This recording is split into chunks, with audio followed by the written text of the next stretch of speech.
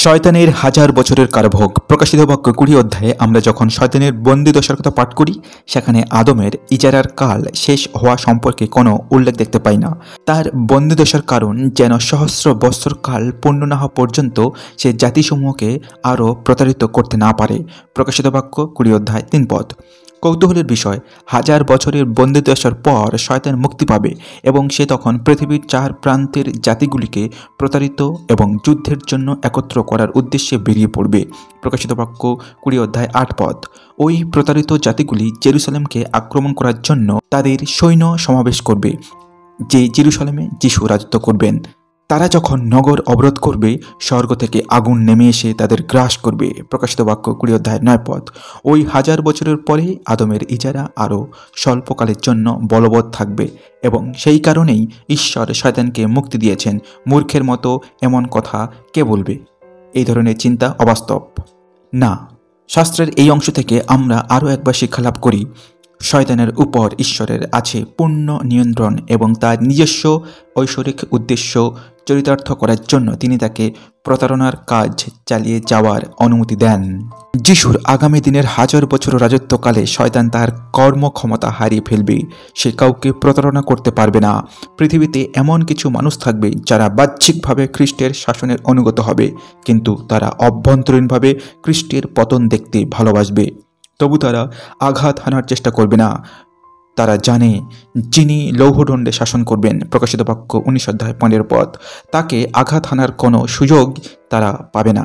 কিন্তু শয়তান যখন মুক্তি পাবে, সে যাদের হৃদয়ে খ্রিস্টের প্রতি বিদ্বেষ জাগিয়ে তুলেছিল তাদের প্রতারণা করতে সমর্থ হবে এবং তারা মূর্খের মতো অসম্ভবকে সম্ভব করার চেষ্টা করবে।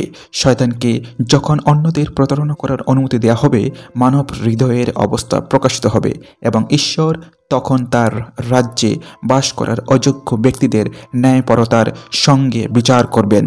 এই অন্যতম একটি কারণে ঈশ্বর আজকের মানুষদের প্রতারণা করার অনুমতি দেন শয়তানকে।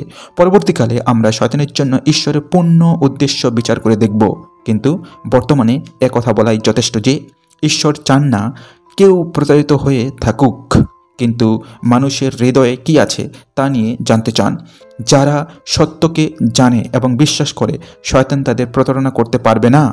কিন্তু কঠিন হৃদয়ের জন্য যারা সত্যকে প্রত্যাখ্যান করে, তাদের প্রতারণা করার জন্য ঈশ্বর শয়তানকে মুক্তি দেন।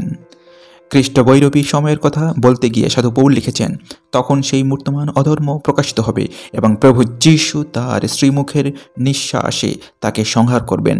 তার জ্যোতির্ময় আবির্ভাবে সে হবে বিধ্বংসী। শয়তানের কটুচক্করে মূর্তমান অধর্ম, মিথ্যার যাবতীয় শক্তিশালী অভিজ্ঞান এবং অলৌকিক ক্রিয়াকলাপ সহ আবির্ভূত হবে। অধর্মের সর্বপ্রকার চালনার দ্বারা সে ধ্বংস পথযাত্রীদের প্রতারিত করবে, কারণ পরিত্রাণ লাভের জন্য যে সত্যনিষ্ঠা প্রয়োজন তা তাদের ছিল না। সেই জন্য ঈশ্বর তাদের মধ্যে পাঠাচ্ছেন বিভ্রান্তিকর এক শক্তি, যা তাদের মিথ্যায় বিশ্বাস করতে প্ররোচিত করবে, যেন যারা সত্যকে বিশ্বাস করেনি এবং অধর্মে আসক্ত তারা সকলেই দণ্ডিত হবে। 2 থেসলোনিকীয় 2 অধ্যায় 8 থেকে 12 পদ। লক্ষ্য করুন, ঈশ্বর বিভ্রান্তিকর এক শক্তি যা তাদের মিথ্যায় বিশ্বাস করতে প্ররোচিত করবে। প্রেরণ করার জন্য সমস্ত কৃতিত্ব তাকেই দেয়া হয়েছে। কিন্তু আরও লক্ষ্য করুন, যারা সত্যে বিশ্বাস করেনি তারাই বিভ্রান্ত হবে। এর অর্থ তাদের সুযোগ ছিল, কিন্তু তবুও সুসমাচারকে প্রত্যাখ্যান করেছে। খ্রিস্টীয় বৈরবী মিথ্যা অভিজ্ঞান এবং বিস্ময়কর কর্মের দ্বারা শক্তিযুক্ত করার জন্য ঈশ্বর অনুমতি দেবেন শয়তানকে, যাতে খ্রিস্টকে প্রতারণাকারীরা প্রতারিত করে এবং ঈশ্বরের চরম উদ্দেশ্য হলো তারা সকলেই যেন দণ্ডিত হয়। ওই একই কারণের জন্য ঈশ্বর বর্তমান কালের লোকেদের প্রতারণা করার অনুমতি দেন শয়তানকে। ঈশ্বর জগতে শয়তানকে কাজ করার অনুমতি দিয়েছেন, কিন্তু তার যদি কোনো কারণ না থাকতো তিনি তাকে ব্রহ্মাণ্ডের যে কোনো স্থানে নির্বাসিত করতে পারতেন।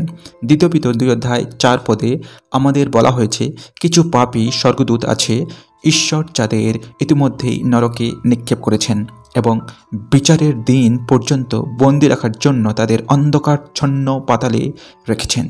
তার দিব্য উদ্দেশ্যের উপযুক্ত হলে আমাদের সর্বশক্তিমান ঈশ্বর শয়তান এবং তার অনুচরদের সঙ্গেও একই রকম আচরণ করতে পারতেন। কিন্তু বিশেষ কারণে শয়তান এবং তার দূত বাহিনীকে পৃথিবীতে সক্রিয় থাকার অনুমতি দিতে হয়েছে ঈশ্বরকে। আজ এই পর্যন্ত। কেমন লাগলো জানাতে ভুলবেন না। ভালো থাকবেন সকলে। ধন্যবাদ।